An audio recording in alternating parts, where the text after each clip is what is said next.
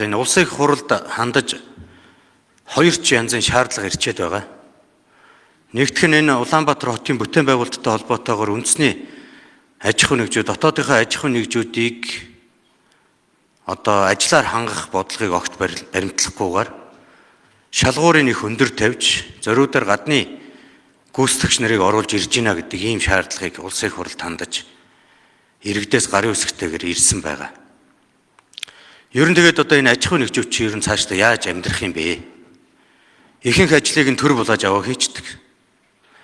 Ахад томоохон бүтээн байгуулалтын ажил гарч ирээд тендер менторт нь оролцоод ажил төрөл хийгээд явъя гэхээр шалгуурыг нь өндөр тавиад гадны компанид зориулаад тендер зарлцдаг. Тэр нь Монгол дотоодын аж ахуй нэгж гэж байх юм уу? Улаанбаатар хот энэ дээр яаж бодлогоор дотоодынхоо аж ахуй нэгжүүдийг дэмжих, бойжуулах илүү чадвартай болох тал дээр ер нь яаж анхаарах гэж байгаа юм бэ? Барилга барьсан ч гадны компани, зам барьсан ч гадны компани. Тэгээд энэ дотоодын аж ахуй нэгжүүд ч ерөөсөө бүр ямар ч ажилд орж чадхаа байл шүү дээ. Сая баруун бүсдээр очиод бас нэг 2-3 замын нээлтүүд болсон. Мэдээж тэр Азийн хөгжлийн банк гадны зээл тусламжаар хийж байгаа зам учраас тэгсэн байх. Дандаа гадны компаниуд л орж ирж гүйцэтгэж байгаа. Гэтэл дотоодод олон замын компаниуд, барилгын компаниуд өдөр болгон л хувийн журмаар ажил бизнесээ хийгээл яваад байдаг. Яагаад эдгээр аж ахуй нэгжүүд энэ дотоодын бүтээн байгуулалтанд оролцож чадахгүй болсон юм бэ? Би улсын хурлын даргын үед тэр иргэдээс ирсэн, тэр аж ахуй нэгжүүдээс ирсэн шаардлагад хариу өгөх ёстой. Энэ дээр бодиттой тайлбар хийдэ. Даваадлаа. За их хурлын даргын асуулт хариулъя. Яцэг даргын 1-р болгож даваадлаа.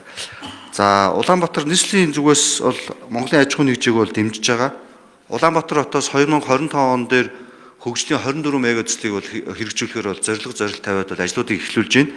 За энэ дээр бол бид нар олгоцсон хууль эрх зүйн хэмжээнд гэрээн дээр олон улсын ФИДИК-ийн гэрээний загварчил ашиглахдаа бид нэр хамгийн багадаа тус нэмэн өртөг буюу төслийн өртгийн нийт 20% нь Монголын дотоодын үйлдвэрлэл буюу 51%-аас дээш Монгол эзэмшигчтэй аж ахуй нэгжүүдэд олгоно гэд олон улсад хэрэглэгддэг локал контентын минимум хэлбэрийг бол 20% гэж зааж өгж бүх томоохон төслүүдэд оруулж байгаа. Энэ метро, туулын хурдны зам, тарамбай гэх Монголын аж ахуй нэгжүүд хийж чадахгүй ч гэсэн тус аж ахуй нэгжүүд компаниар шалгараад Монголд хэрэгжүүлэхэд дотоодын бетон, түгээмэл тархацтай материал, кайтеринг гэх зэрэг үйлчлэгээнүүдээр нийт дүнгийн 20%-ийг бол үндэсний үйлдвэрлэлээр олгоно гэдэг бол энийг бодлогоор нийслэлийн зүгээс бол барьж байгаа.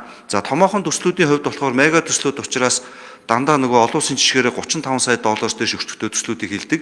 Энэ дээр нь төсвийн менежментийн оновчлыг хэрэгжүүлэх гээд олон жижиг хуваах боломжгүй байж байгаа учраас зохимжит байдал дээр нь багцлаж задлахад нэг багцын дүн тодорхой өндөр дүнтэй болж байгаа дээр бол тодорхой жижиг болон дунд хувийн хвшлүүд бол орох жоохон хүнд шалгууртай байгаа. Энийг бол бид нар бас Монголын барилгачны холбоо болон бусад холбоотой хамтраад энэ дээр бол хуулиуд дээр бол хамтран ажиллаж бол ирээдүйд хуулиудын өөрчлөлтүүдийг бол хамтдаа хийя гэдэг дээр бол холбоотой уулзаад бол хамтраад ажиллаж байгаа.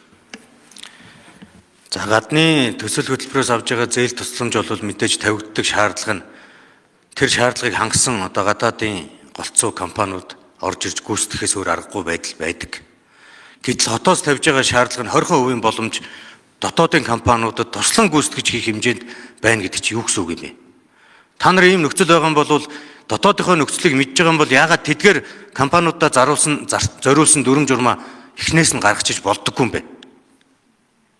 Хүний сэтгэлээр хандаад ч та нар дотоодынхоо компаниудад гадна талаа хитрхи их шүтэж байгаа юм шүү. Та нар дотоодын нөхцөл боломжийг ашиглаж гаднаас босгосон бондороо бүтээн байгуулалт хийх гэж байгаа үстэй. Тэгээд тэр чинь орж ирж гадны компани аваа гараа явна. Яагаад дотоодын компани хийж болдоггүй?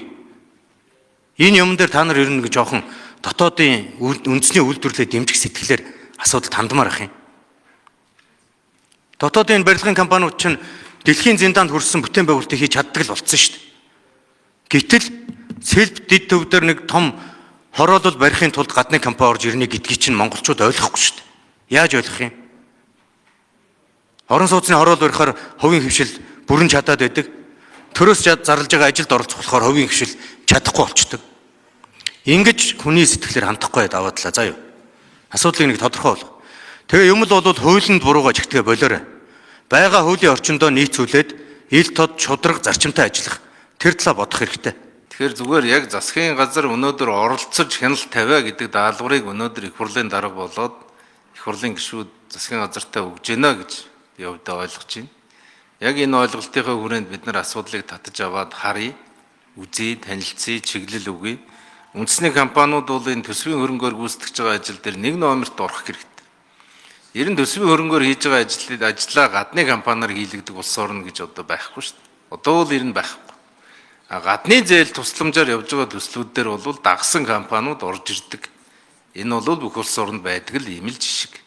Тийм учраас бол манай төсвийн хөрөнгө бол өөрөө Монголдо үлдэх гэдэг энэ зарчим бол хөдлөхгүй. Энэ нь бол яг засгийн газрын хувьд бол байр суурь ижлэхэн байна. Харин Гантөмөр сайд, Шадар сайд энийг дотоодын аж ахуйн нэгжүүдтэй нэг боломж олгох гарцыг гаргахгүй бол би бас түрүүнд хэлсэн шүү дээ.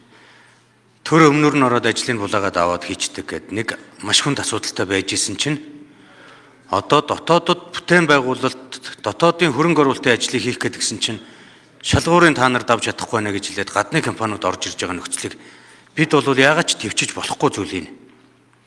Дотоодынхаа аж ахуйн нэгжүүдийг хөл дээр нь босгож хурдан бойжуулж ийж эдгээр аж ахуйн нэгжүүд чинь ер нь улс орныхоо эдийн засгийг нуруунд дээр өөрч авч явна гэдэг дээр бид хатуу ихтгэл үнэмшилтэй хатуу бодлоготой л байх ёстой шүү дээ. Хичнээн жил одоо ковид цардахлаас эхлүүлээд эдийн засагт ямар их сөрөг нөлөөллүүд оров. Сэхэж чадахгүй, хөл дээрээ босч чадахгүй, арай гэж нэг амиа тэгээл явж яхад нь боонд усхол томоохон дөрвтойхон хөрөнгө оруулалт хийх гэж нэгэл төр нь ажиллаж итэл гинт дунд чатандаа очиод дотоодын компаниуд орох боломжгүй боллоо гэж зарлаж байгаа. Энэ байдал бол яагаад ч байж болохгүй зүйл юм аа. Ер нь Гантөмөр даргын хөгжлийн төлөвлөгөөний хүрээнд төрийн хийж болох ажил, хийж болохгүй ажлыг ялгаж нэг мөр шийдвэл яасан бэ? Одоо зам цэвэрлэхээс өксүүлээд олон ажлыг төр өөрөө хийгээд байгаа энэ байдлыг ер нь болоод урт хугацаатай энэ дотоодынхаа аж ахуйн нэгжүүдэд итгэлтэй баталгаатай хэлбэрээр нь өгдөг болно л д. Одоо замын цэвэрлэгээг орчин үеийн дэлхийн стандартад нийцсэн тоног төхөөрөмжөөр хийж чадахгүй өнөөдрийг хүртэл явж л шүү дээ. Тэгээ тэр нь яадаг вөхөр төр өөрөө жил болгон тодорхой хэмжээний баталсан төсөвтэй багтааж нэг юм хийдэг. Гэхдээ энийгээ жишээлбэл энэ хувийн аж ахуйн нэгжүүдэд 5-10 жилээр нь урт хугацаагаар төр гэрээ хийгээд өгчвөл тэр аж ахуйн нэгжүүд чинь гаднаас тэр өндөр технологиудыг чи оруулж ирээд ард иргэдийг уур бухимдлыг хүрхгүйгээр асуудлыг цэвэрлэх боломжтой шүү дээ. Тэгээ одоо сүүлдээ нэрээ бараг одоо зам цэвэрлж байгаа машинад төрийн шийдвэр гаргах төвшөнд ажиллаж байгаа хүмүүс нь өөрсдөө бариад замаа цэвэрлэх үзүүлэн тоглолт хүртэл хийх хэмжээлөө явдаг болох гэдэг шүү дээ. Одоо энийг л хэдүүлээ болий. Аж ахуйн нэгжүүдэд жоохон дэм өгцгөөё гэж хэлмээр.